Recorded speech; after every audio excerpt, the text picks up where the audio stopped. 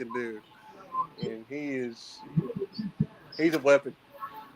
Yeah, no, once we get those three receivers back, we're going to be good. It's just without them, our offense have been really bland. Well, I just feel like we haven't attacked the run like we should. We should have been ran it more in that Texas game. And honestly, that's what Saban said we were going to do. We were going to focus on the run, and for whatever reason, they just went away from it. All right. Well, I did see Nick Saban on the sidelines yelling at him. Yeah.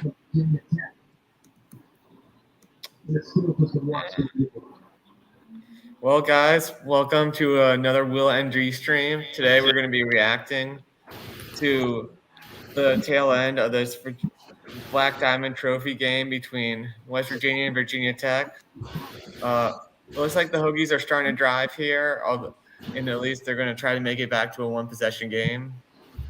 Who do you guys think? JT Daniels has looked pretty good, don't you think, guys?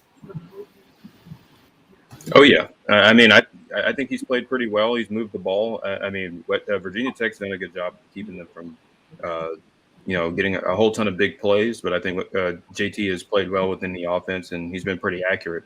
And they've receivers, they missed that touchdown, that would-be touchdown last drive. I think that if Virginia Tech hits this field goal here, we might be looking back at that and be like, ooh, I mean, you could have put them away there. So I think this is a critical drive for Virginia Tech here. Mm-hmm. Yeah. What do you think is why aren't the receivers playing better for West Virginia? Do you guys think it's just coaching? Do you think it's just they aren't on the same page as JT? Why haven't they been capitalizing more on these good throws that JT's been throwing out to them? I don't know. I mean, it could be a number of things. Coaching, just lack of concentration. I mean, you saw that ball go right through the receiver's hands, the last drive, and it's like, well, JT couldn't have put it better than that. Just being better. It seems like Virginia Tech's DBs are more physical than their receivers a lot of times, especially in those 50-50 ball situations. They haven't really gotten many of those to go their way. So it's. I think just being, more sound in your technique and being more physical than the DBs, and they're not doing that for the most part. If they're not getting wide open, it doesn't seem like they're hauling in those contested catches. Well, it has been been an issue for West Virginia, all season. It cost them the Pitt game when the ball goes right through Ford Wheaton's hands as they're going down the field. So I agree. It could be any of those things, but most likely it's all of those things. I think it's a lack of everything, lack of concentration. It's definitely not lack of ability. Some of those guys out there, Prather and Ford Wheaton, are good receivers. So if I'm the receivers coach, I'm all over these guys. Get the jugs machine out and get these guys some practice, until they stop drops. There's got to be. And unfortunately, JT has hit 3 or 4 different receivers, and they just drop it for whatever reason. If it is concentration, like Tim said, I don't see it being ability. I mean, those receivers do have ability, but for some reason they're just not making the easy catches. Yeah, and Virginia Tech's offense, it's been rough for them, but that field goal that they got is great, and maybe they're wearing down the West Virginia defense. But Grant Wells he's looked obviously much better than he did in the Old Dominion game. And he's been making some throws, although he's been missing a bit. What do you guys think of Grant Wells? Well, I'm not selling my Grant Wells stock, but he's. I think it's taken some time for him to get comfortable. I mean, you think back to his time at Marshall, and it was he was very up and down. That's just kind of what he is. He's an up and down quarterback. He threw for a lot of yards, but. He was erratic at times, and I think that's kind of what you're seeing. But I think he's getting more comfortable. I thought they turned a corner, last week a little bit against Wofford. Found some success. But I still don't think this offense is very, very good. But I think he's at least not making the costly mistakes that he was earlier in the year. So we'll see if And it's enough. West Virginia is playing better on defense than they have the last 2 games. So if they can keep this up, I think they can. As you know, JT Daniels has been putting the ball where he needs to. Them guys just got to concentrate a little bit more and catch those balls that should be caught. I mean, that's the bottom line, I think. Well, if Virginia Tech wants to win, it would really help for them to get a stop here and get the ball right back to Grant Wells. Yeah, Kickoff we'll see. We'll see. I mean, I think this is a crucial drive for their defense. Yeah. They've got to come up with a stop, and and this is a big game for Neil Brown because if he doesn't win this game, I think he's gone. So, I mean, there's a lot of dynamics in this game that are beyond just what we're seeing on the field right now. Right. Yeah, and you can. I think a lot of the fan base is really frustrated with the performance on the field. I mean, you went into this season thinking you could go, 4-0 in your non-conference, or not your non-conference, but your first 4 games, and a 1-3 start would not be. I mean, that would be like almost the direct opposite. And your only win against Towson. I mean, you went into the season thinking Kansas was going to be a give me. I mean, and Kansas is a lot better, and they lost that game, but still, it puts all the more pressure on you to, win some of those other, 50-50, 60-40 type games that you need to win in order to make a bowl game. Mm-hmm. Well, that was a big play for the Mountaineers there. So, as a Notre Dame fan, there is reason to celebrate today. There is reason to celebrate. As LSU, or LSU, as we like to call them now, is now on a 1-year probation because their offensive line coach in 2020 had some recruiting violations. So it's a good day to be a Notre Dame fan today, as Brian Kelly has been stuck with 1-year probation. Now, I got a question about that to all y'all. I was thinking about this today, and I asked my dad this question. Do you think that the coach who's coaching, who's the new coach, should have to suffer because of one idiot who made a bad decision, who wasn't the head coach, by the way, should have to suffer? Do you think that the schools should just get fined, or they should be these recruiting restrictions?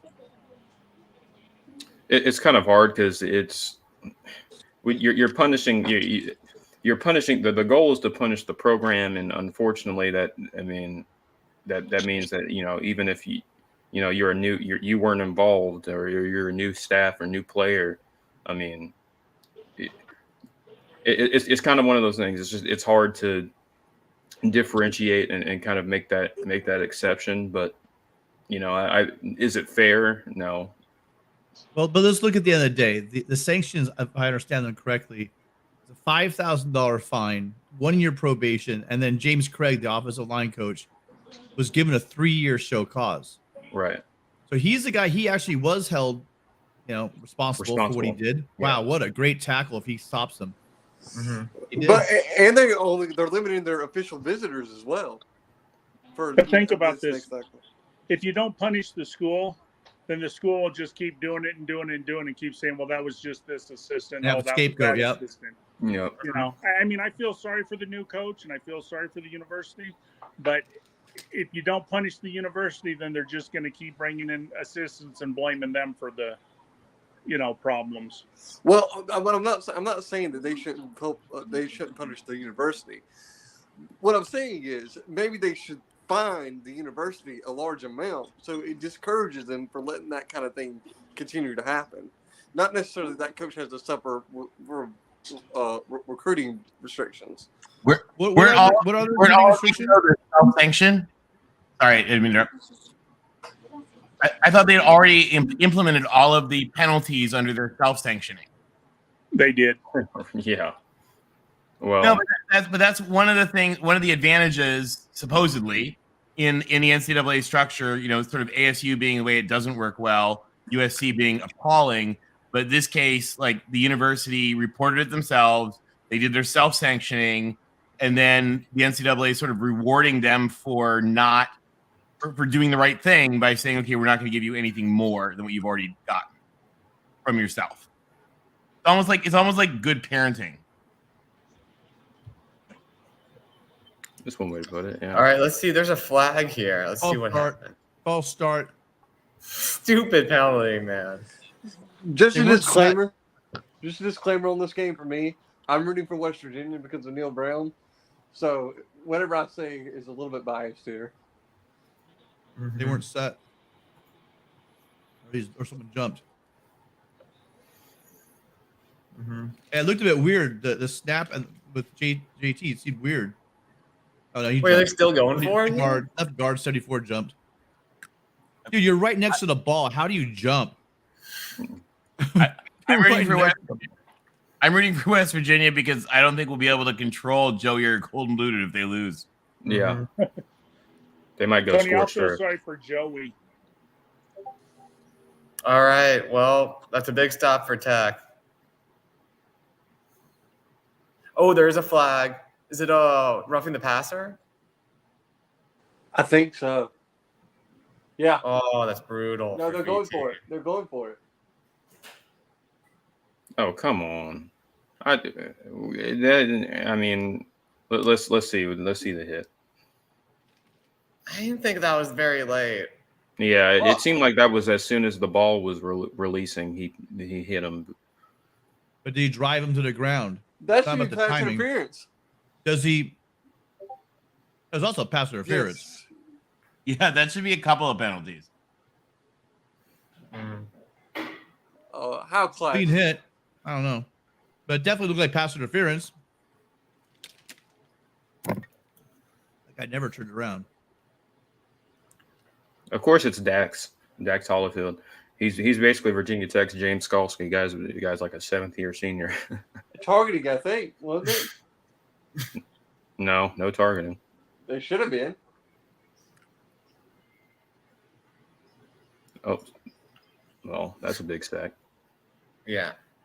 They needed Guys, that. question for you. Are ACC refs the new Pac-12 refs?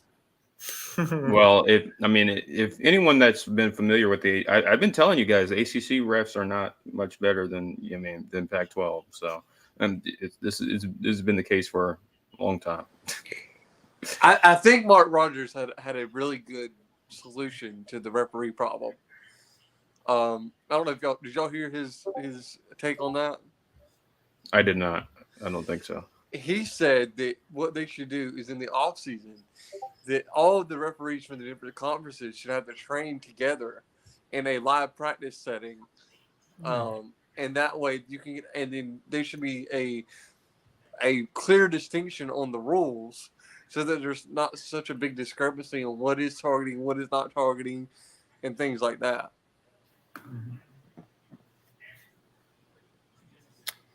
I would definitely be in favor of that. I mean, I asked Mark Rogers this the other day.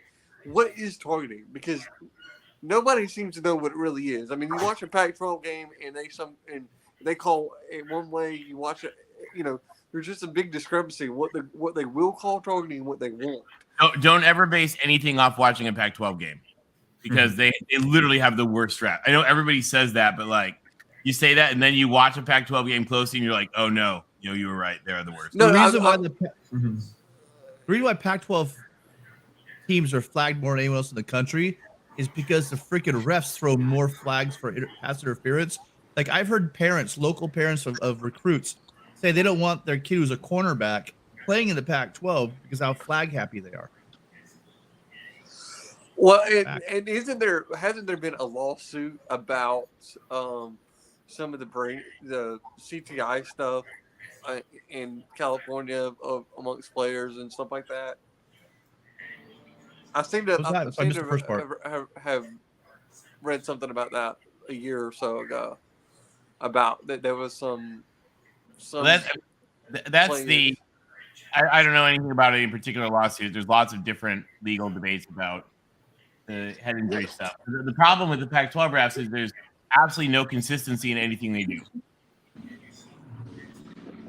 Well, I wasn't picking on the Pac-12. I was just saying you watch. You can pick on the Pac-12 refs.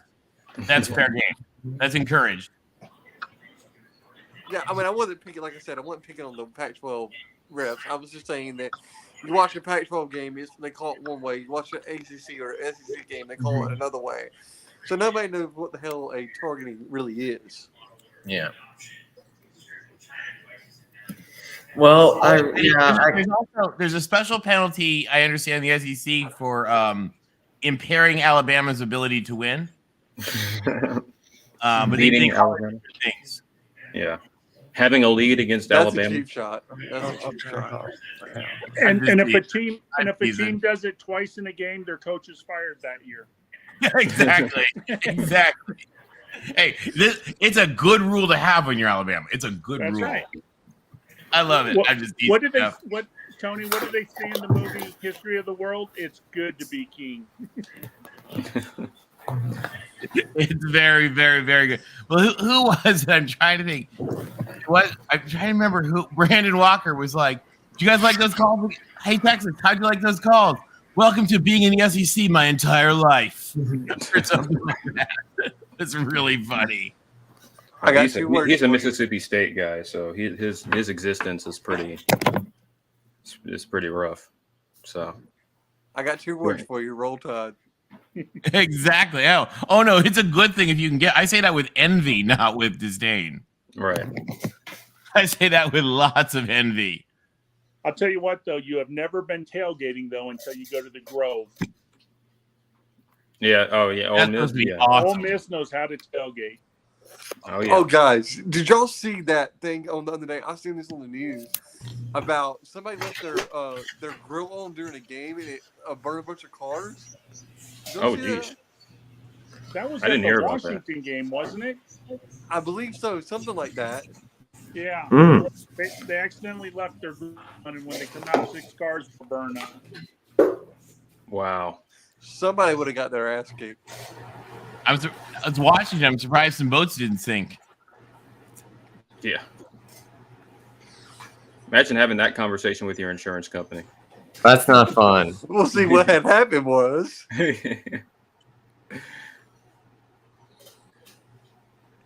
Is Washington that good, or is Washington this good, or are they just on a hot streak? Washington was always this good. I don't know. It's That's arguably maybe very true, especially now with Penix. yeah. Washington always had the capability of being this good. Mhm. I really think Jimmy Lake just did not know what he was doing, and just watch it. Whenever I would watch a Washington game, Jimmy Lake would just make the most asinine game decisions. Jim Donovan, Jim Donovan, or whoever his offensive coordinator was, he did one of the worst jobs I think I've ever seen. John Donovan was pretty John similar Donovan. to Mike Sanford. It was that bad. Yeah. Was it really? Yeah, it was horrendous. They wasted an all-world, pass defense. They were. I mean, that was a good defense, and the only reason they were competitive in a lot of their games. And so it's just, they needed a switch up. Kalen DeBoer is a proven winner. Came in and brought in a really good quarterback who got a lot of criticism in last year because of his health, and he was at Indiana. So not the easiest place to be good at, and they're having success. So I mean, I think Washington always had the capability. They always had the talent. It's not like they overhauled their roster with the transfer portal. They had the pieces already in place. They just needed. Sorry to interrupt you, but quarterback. Virginia Tech just shot themselves in the foot again. I don't know, man. These refs have been calling a lot of fouls. Yeah. But I'll tell you another thing, Jordan. I do believe everything you said, and I do believe Washington is a lot better this year. But I think you got to give a little credit to Michigan State. They're a lot worse than we thought, too. That's probably my dad, who is a proud Michigan State alum, would agree with you on that. Mhm. So it kind of is a little bit of both. Washington is that good, and Michigan State is really that bad. Well, I think, let me give a little bit of defense here. I do think, Country roads, take me home. Yeah. I do think Mel Tucker is a capable head coach. I really do. I think he's just having a rough year so far. I mean, Well, they've won all their games, but this is the first one they've lost. But Yeah, I know. We're talking about Michigan State Touch- like they're 0-3 right now. I'm like, okay, hold on. Let's slow the roll. I mean, But I don't think he's beaten Michigan this year. That's for sure. Y'all's TV No. must be ahead of mine. I don't. Yeah, I wouldn't expect him to be. But I mean, I think a lot of people going into the season thought Michigan State was going to take a step back. So I don't. I mean, is this really that surprising? You know? I think it was because they were ranked high. I think that was the main reason why people are Yeah. surprised. Yeah, I think Michigan State goes 7-5. I mean, unfortunately, they still got to play Michigan, Ohio State, and Penn State. So there's probably 3 losses. So that makes them 8-4. And if they stumble one more, that's 7-5. Yeah, I don't think they're beating Minnesota on Saturday. Okay, I they got a little could. bit. I think they could. I got a little bit of a bold prediction for you guys. Florida State ends up 8-4. Wait, what you said? Florida State ends up 8-4. Yeah. I don't. I mean, I guess I you think can make the it's case that they lose to Syracuse, they lose to Yeah. Clemson. at this point, it's not bold. I mean, I think it's a good prediction. yeah, I think Good Florida State. for Mike Norvell. Honestly, I mean, really, I think the only game that Florida State doesn't have at least a 50-50 shot is probably Clemson. But every other game, I think, is winnable, very winnable. I think they lose to NC State though. I don't think that's a guarantee. Having watched NC State through 3 weeks, I don't know. Their defense is still really good, but offensively is they're kind of underwhelming. And where does Florida State play Syracuse at? Is that at Syracuse? Let me look.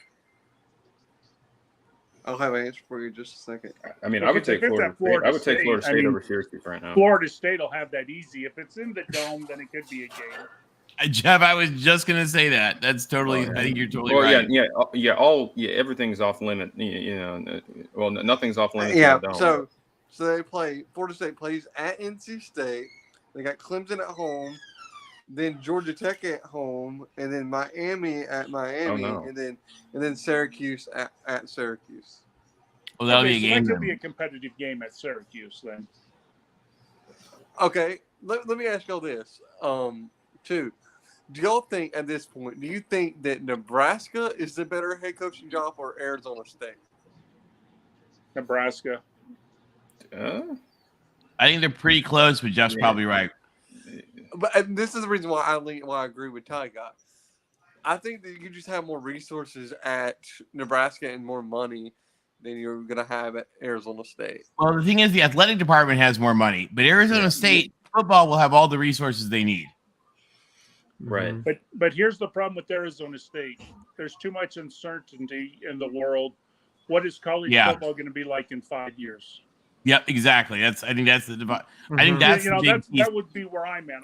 I think if you could tell everybody the conferences are going to stay the same for the next 10 years, then I think I'd rather go to Arizona State than Nebraska. Yeah. But with the uncertainty and the extra money Nebraska has in the athletic and the boosters and that, I would go to Nebraska. The problem you also got to think that Arizona State. I mean, we still don't know what the NCAA is going to do.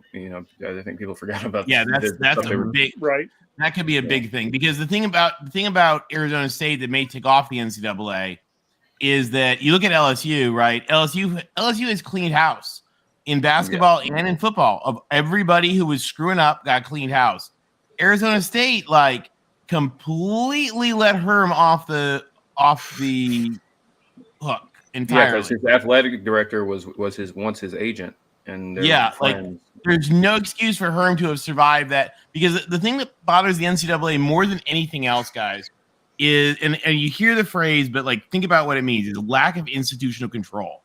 So that means is the institution able to control its athletic department? Yeah. And by letting Herm stay, the answer is no. No. Yeah. Well, the problem with Nebraska is that it's hard as hell to recruit there because there's nothing there. Mm-hmm. I mean, okay, think about it. If you're a high school kid and you have offers from schools like, and It's no worse than Tuscaloosa. It's no worse than Auburn. It's no worse than Texas Yeah, Tech. I mean, I was going No to worse say, than Iowa. it's not like, Nebraska is. I mean, it's not like the location is that much different. Well, there's more talent in Alabama. Yeah, well, yeah, Yeah, there's more talent, but I mean, like, it's not that much harder to recruit to Lincoln than it is to Tuscaloosa. All things equal. I disagree. Just Have you been to Lincoln? Lincoln's nice. It's fun. It's also right by Omaha, which is a big city. It's the same as like Tuscaloosa and Birmingham. Well, and think about the great recruits that used to go to Nebraska. I mean, Nebraska from the 50s to 2000 was just as good as Alabama most years.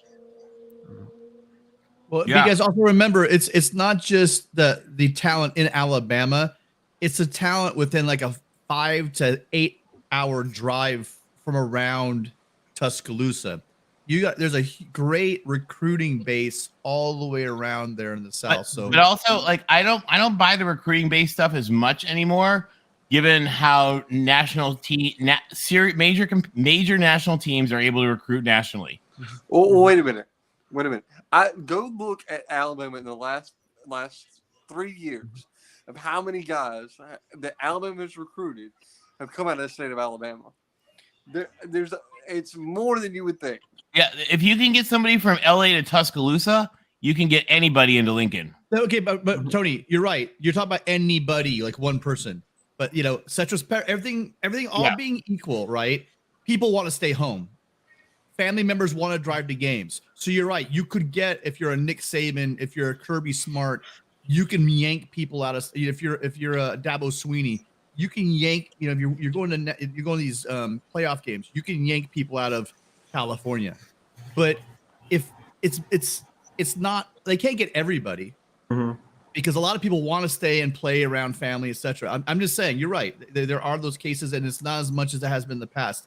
But all things really being equal, because NIL is kind of making everything equal as well. You're gonna want to stay close to home if you can. You grew up in the South. You don't want to uproot. Some kids do. Some kids want to start, but the majority of kids, the West and the East, they would rather stay home. And that's why I think for you USC guys, that Lincoln Riley has a really good chance of making y'all's program great, because all those kids, like you just said, are going to want to stay home now that they have a coach who brings some energy to the program. And it's going to be harder for teams like Alabama and Georgia, and Ole Miss has been a pretty good team to yank kids out of California for some reason. I mean, it's going to be harder for them to recruit that area. That reason is named Lane Kiffin. Yeah. But I'll tell you what Arizona State has that nobody else has. Some people have, but not as many. Arizona State is a fun place to go. Yeah. And they have a lot of major city. Too.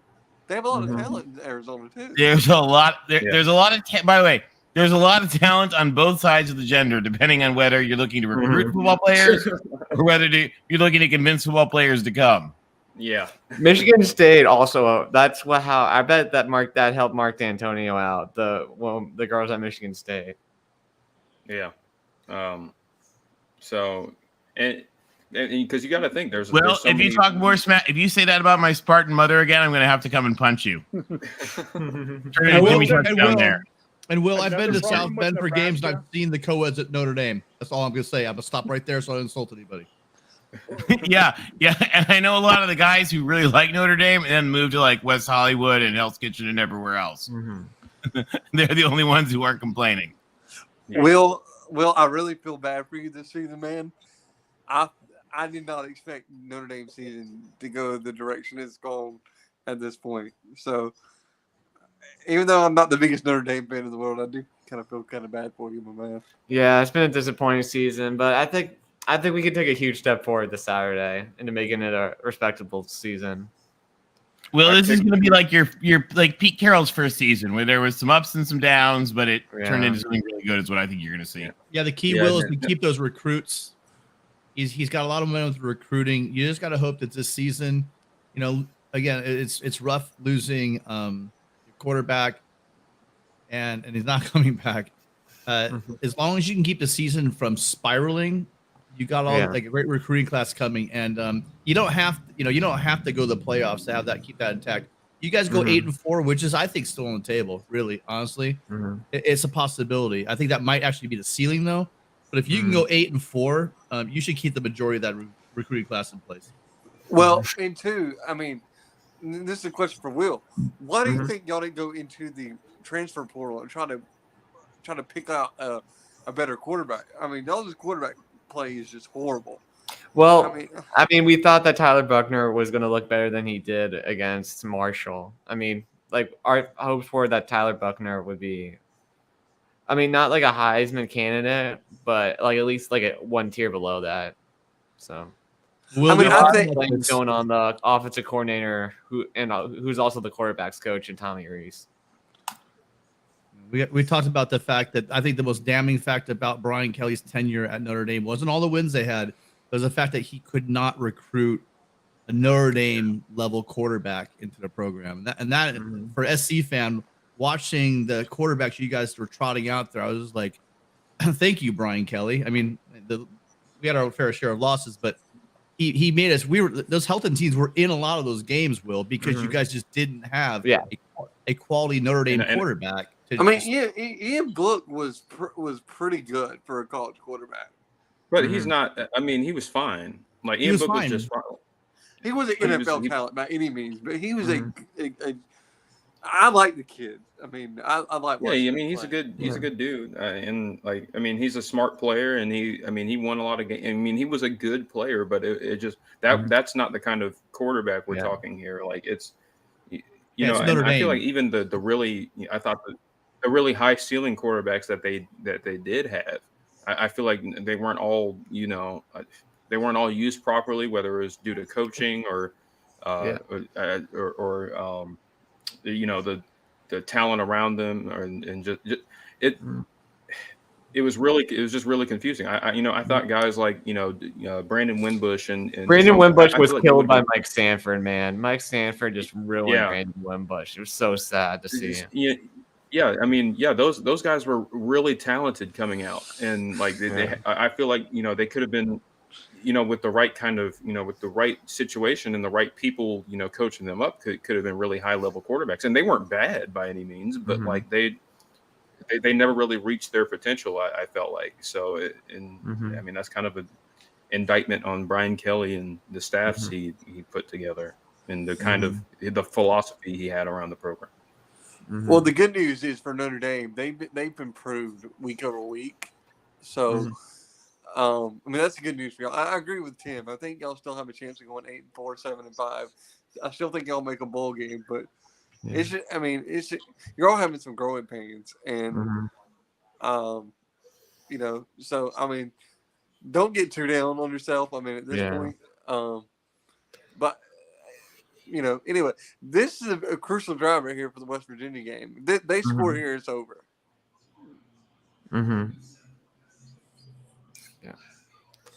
Yeah, it may be over before the climax. Hey, Tony. Is Tony here, or did he leave? Yeah. Another problem with the Nebraska job. Is they're the only school in the FBS to fire back-to-back coaches after going 9 wins in a season, and now look what happened to them. Yeah, I think they're having some expectation realignment. Yeah. Well, you've got to start somewhere, and that's the thing. Like, I think that programs do jump. They have an expectation, but they don't allow some of these coaches. Now, there's no excuse for Scott Frost. He had plenty of time to get the recruits he wanted in and establish a coaching staff that could produce. But in general, some of these programs have fired coaches way too prematurely before they can get anything. They get the guys that they want, and so that's going to be the case. That's going to be the crucial part of whoever takes this job at Nebraska is they. Hunter, are you slandering the good people of Lee County, Alabama? If so, Um, please continue. Yeah, I mean, Auburn's done the same thing. I mean, I thought, in my opinion, And they're about to do it again.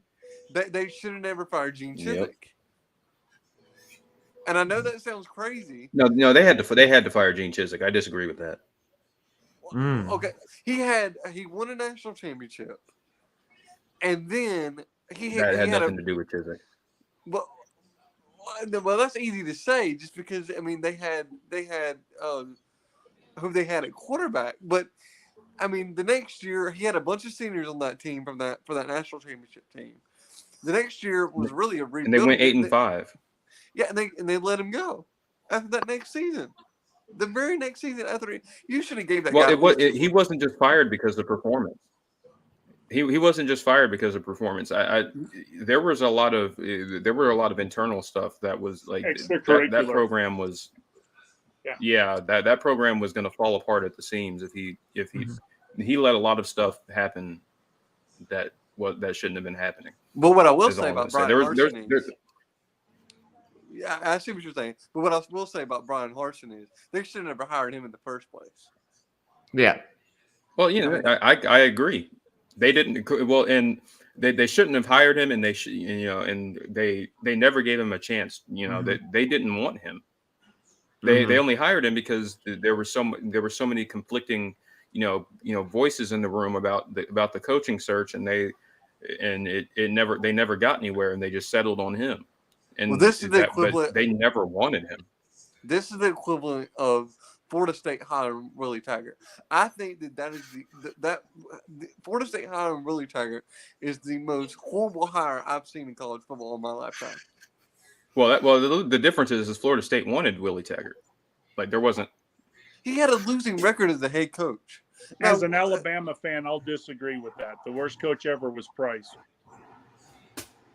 Okay. Oh yeah. He couldn't keep his pants on and even coach a game. So that's true. I'll tell you what, though, I would have liked to have seen Price down there with that Alabama NIL, Jeff. Oh yeah, no, I mean he was a good coach. I just, Yeah, that's a lesson for people. When you're in a hotel room, don't leave your credit card while you go play golf. Yep. Well, I'm not hating on Willie Taggart too much. Hey, I think he's a great coordinator. I just think that some people are just meant to be coordinators and some people are meant to be head coaches. And I just don't think he's meant to be a head coach. I mean, well, I think there's you got to make there's another distinction you can make. I think there are people that are fit. I think there are people that are fit to coach at Power 5, like high level, big name Power 5 jobs, and I think there's some people that aren't, like Clay Helton. I don't think Clay Helton is a bad coach, but he was a bad coach for USC. He was not the right guy. He was not capable of running that program to the level that of expectations and what they needed to be successful in the long term. But look at him at Georgia Southern. At a place like Georgia Southern, he's very good, and he's a good head. I think he's a good head coach. But he's there's levels to it. Yeah, well, Scott Frost was the same way, and I think nobody questioned the hire of Scott Frost when Nebraska hired him. It's just what transpired after that. So, and Malzahn, look what Malzahn's doing at UCF. I mean, he's doing a pretty good job there.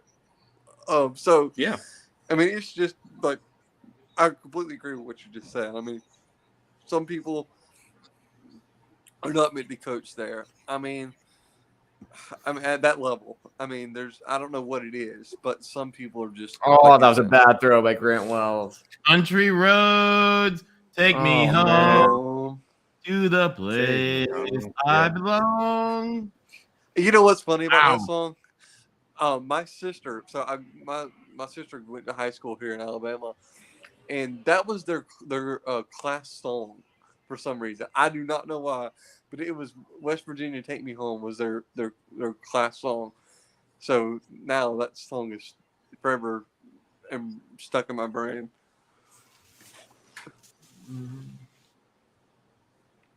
That's it. Well, GBD's gotta be happy now. At least Tony? GBD's happy. Yeah, that's a big win for Neil Brown. They needed this one. That's a huge. yeah, they win. did. And I'm you happy know, for him. somebody had the best saying today on Twitter from West Virginia, and they said, "We hate Pitt because they're nothing like us, but we hate West Virginia or we hate Virginia Tech because they're exactly like us." Yeah. I thought that was That a is pretty great, true. like a very like self-aware observation. I loved it. Hey, Tony, you know the difference between Neyland Stadium and a porcupine? A porcupine is less likely to have less likely to have mustard on you. No, a porcupine has 107,000 pricks on the outside. I like it. Nice. I like it. Are we getting revved up? We've only got what 5 more Saturdays. Yep. 4. For the third one in This is the October. third Saturday. Okay. Oh yeah, 4 because only one more in this month. Then 3. Okay. Yep.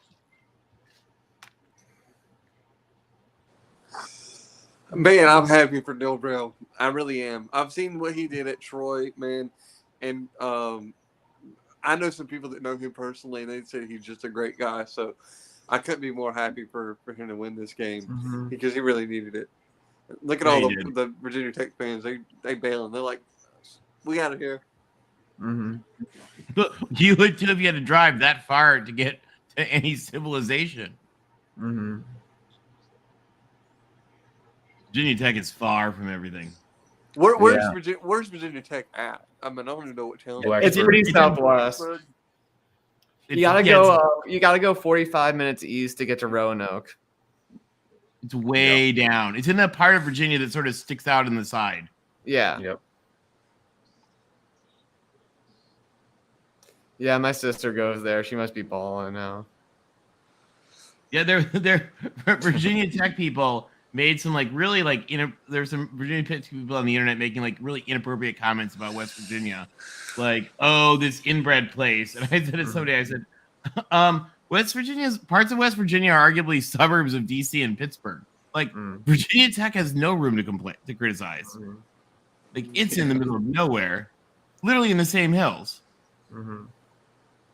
I think West Virginia as a state gets a bad rap. They do. And there's so many good people there, and they are such like devoted fans. Like they deserve some of these wins. I'm thrilled for them. Yeah, Tony, I got into it with a couple Georgia people today. You know, they like to call Alabama gums, you know. And I said, well, I think it's kind of funny that your university would pick a fictional character from Alabama and make fun of it. You don't hear me call these guys Carters. Yeah. Yeah, a fictional character from a movie filmed at USC. Yeah. Hey, I like West Virginia. That's where Nick Saban came from. So, God bless the state of West Virginia. That's also where Jimbo Fisher came from. So, Well, not everybody can be perfect, you know. I mean, Oh, I'm sorry, John. I didn't know I was just sharing my screen. Oh, they should have had that. Oh, hey. How's it going, John? What's up, Hunter? Hey, John. Hey, everybody. Go Blue. Woo! Roll Tide. John, did you see your ratings on the new Andy Staples show system? Oh, did y'all see that? yeah, if we you do. guys That's what get we a were. chance, I think you're behind us on it. the Andy Staples show about his new interview method Okay. Show. or his new ranking method. Okay, yeah, I got to catch up on all my How Virginia content. Tech It's wants to do the something Andy about Staples it. show computer laptop organized win nexus. The Ass Clown rankings. They're just purely to troll people on the internet. It's actually kind of Oh, great. nice. Like there's a glob of SET teams just in alphabetical order. Oh, He's here got, it is. he's got Alabama's number 1 just to make all the Coastal's board in games mad. control. Kansas, number 5. The dream is alive. Yeah, they're above Texas That's just great. to make Texas mad. Michigan's 8. That's fine. He says you guys are there to give the rankings legitimacy. Yeah, I mean, 8's about right, I think. And he says number 15 is there to just put people over the edge. Notre Dame. Hey, John, I need. No. but John, you got I to have need your- Kansas. Kansas needs to be under Texas. If it's Texas, it'll be I think it's just to needle people and remind them of Texas. Mm-hmm.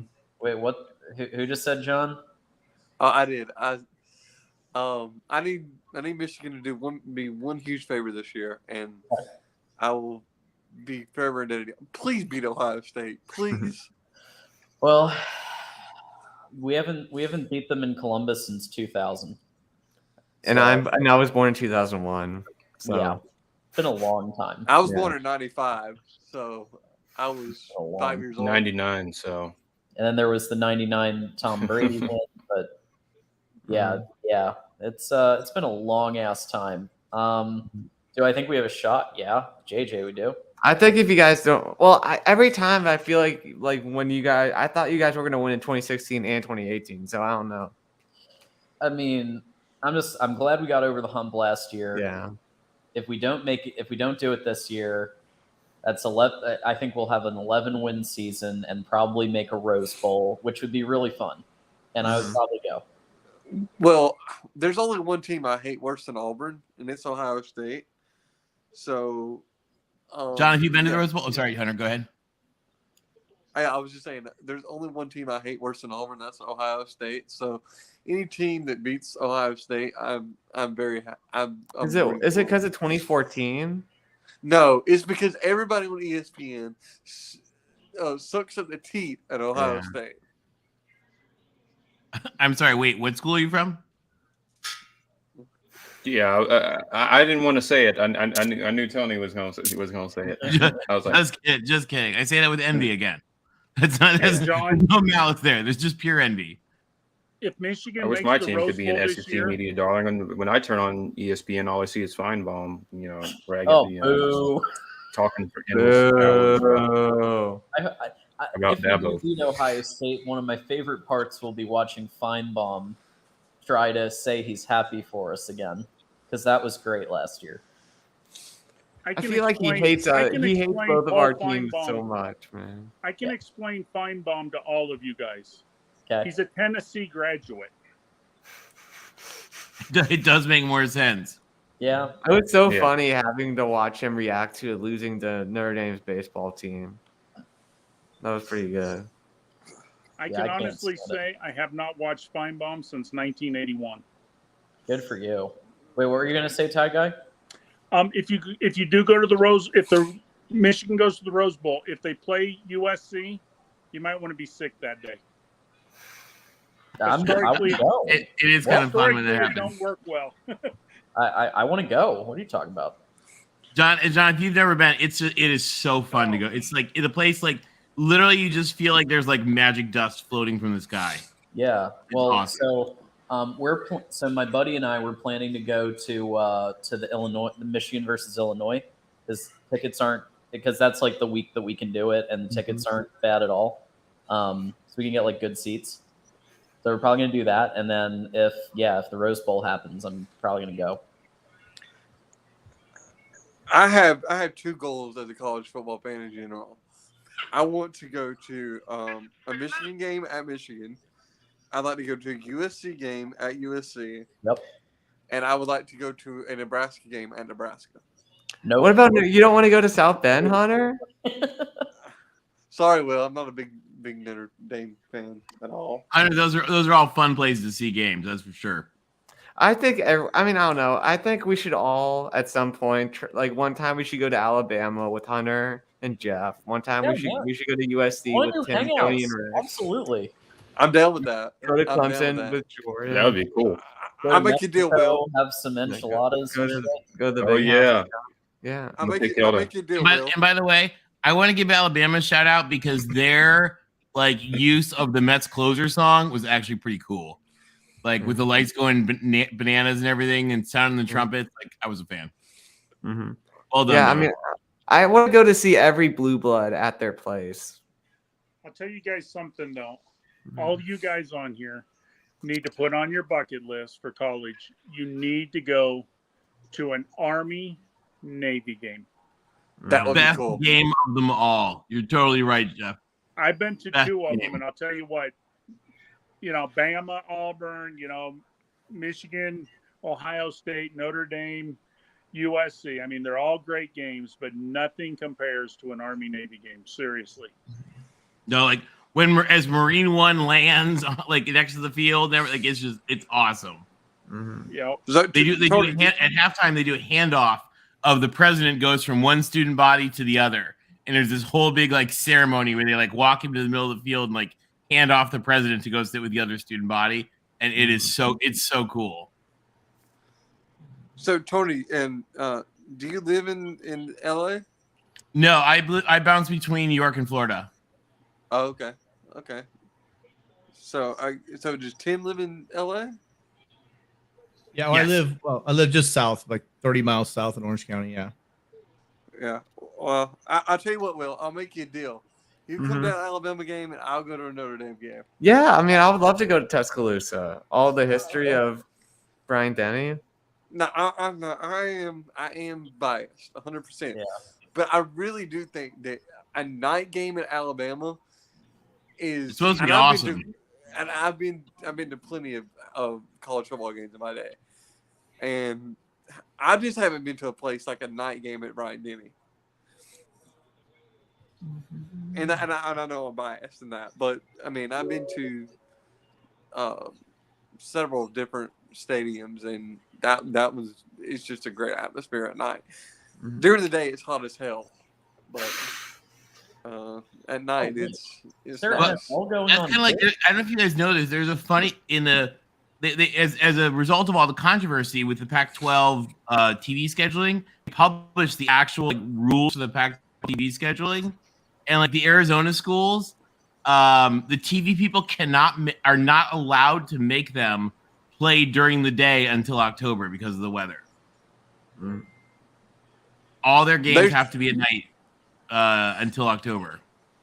Well, I tell you what, SEC games that start at 11 o'clock should be illegal because every state in the SEC in early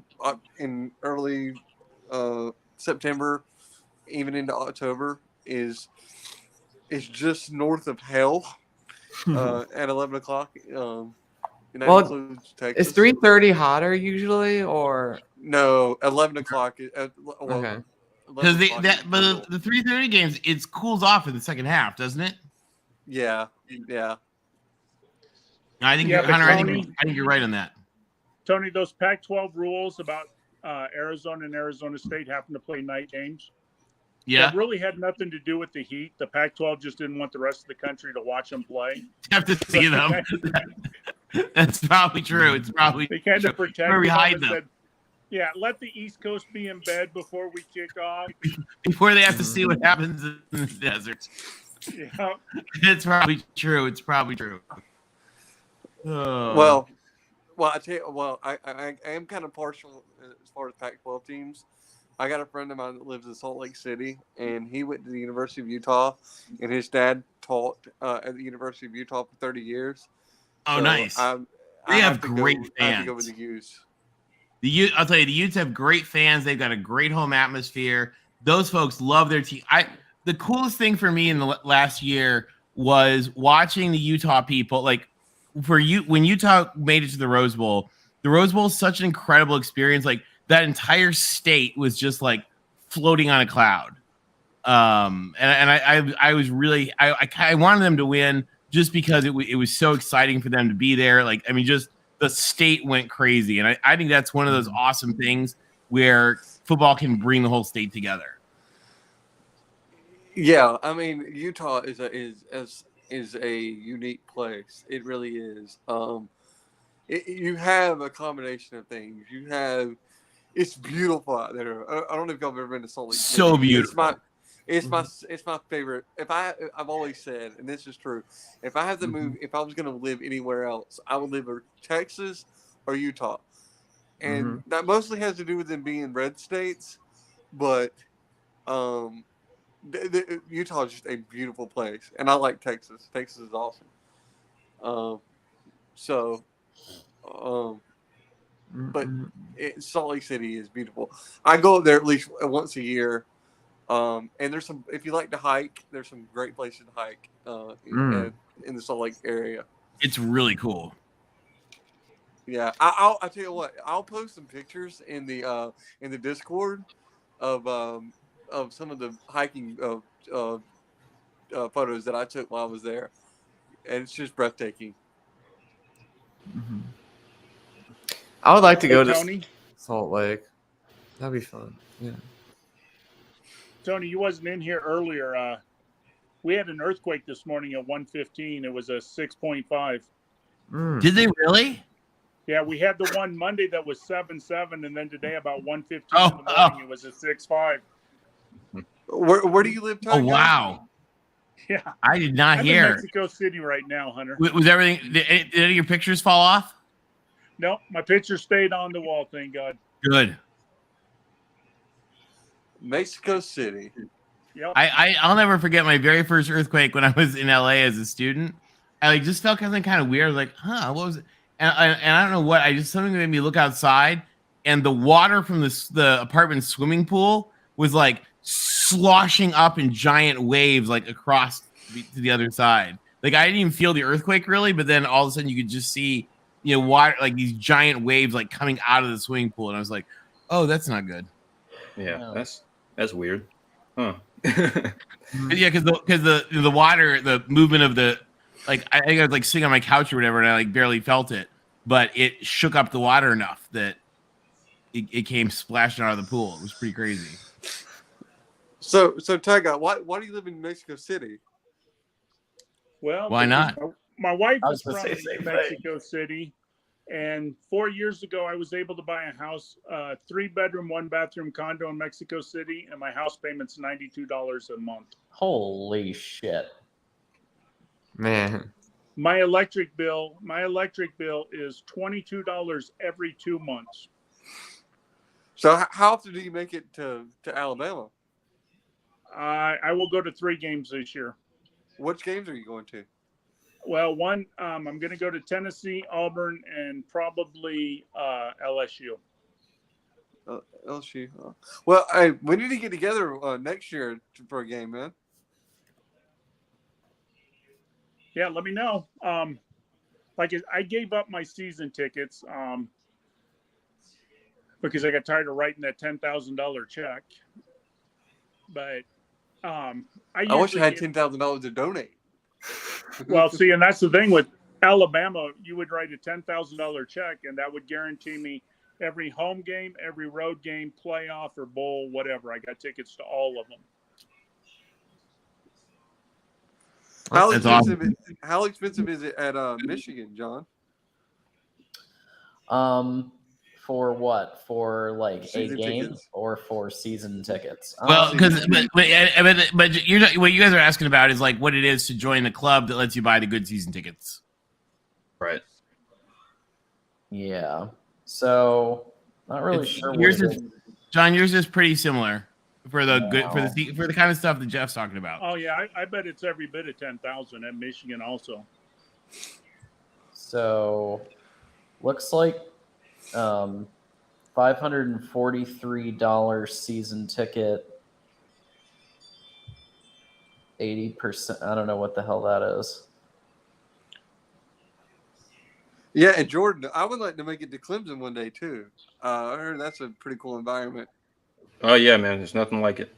Definitely. I would recommend. That people need to put that on their bucket list if they don't. Clemson is great.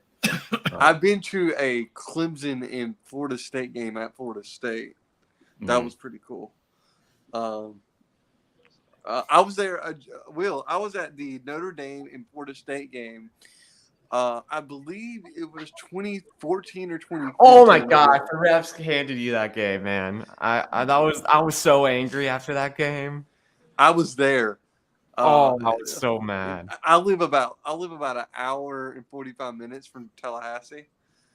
Well, about 2 hours really, with traffic. But and Florida State's my second team. So, Oh my gosh, that game. you don't know how hard it was for me when Alabama played Florida State in 2017. I rooted for Alabama all the way, but I was like, damn, I'm having to root against my other team.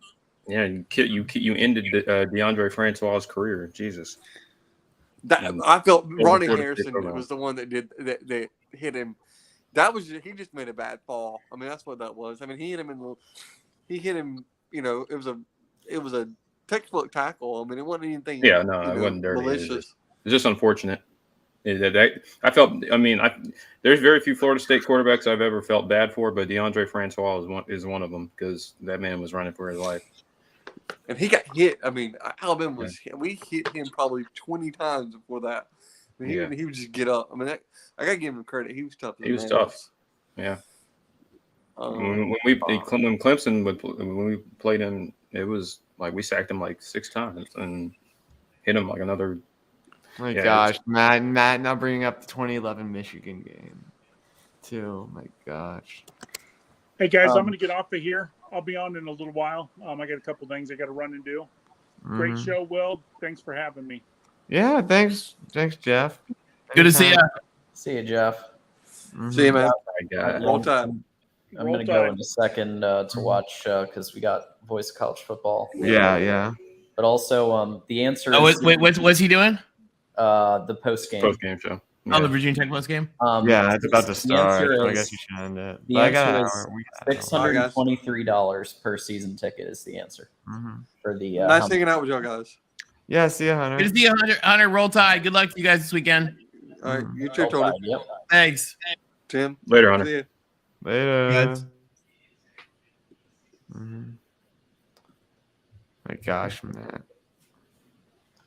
All right. Well, I was hoping that it would be a closer game down the stretch between VT and West Virginia, but Brent Pry has a tough job on his hands, man.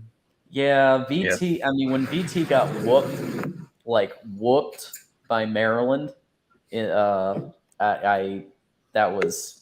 told me a lot. Although Maryland's offense is legitimately really good. It is, but they were uncompetitive, and that was just a really Virginia. They lost a lot. Justin Fuente didn't leave that program with much, so Brent Pry's got some work to do, get them back to decency. Yeah, for sure. All right. Well, Will, thanks for having me also. Yeah. Congrats on the new channel. Yeah, cool. I think I'm about to end for a second. So thanks for coming out, everyone that came out. Go check out Mark's channel. Should be another fun show with him. Absolutely. And yeah, I'll catch you guys later. All right. Later. Thanks, Will. Night. All right.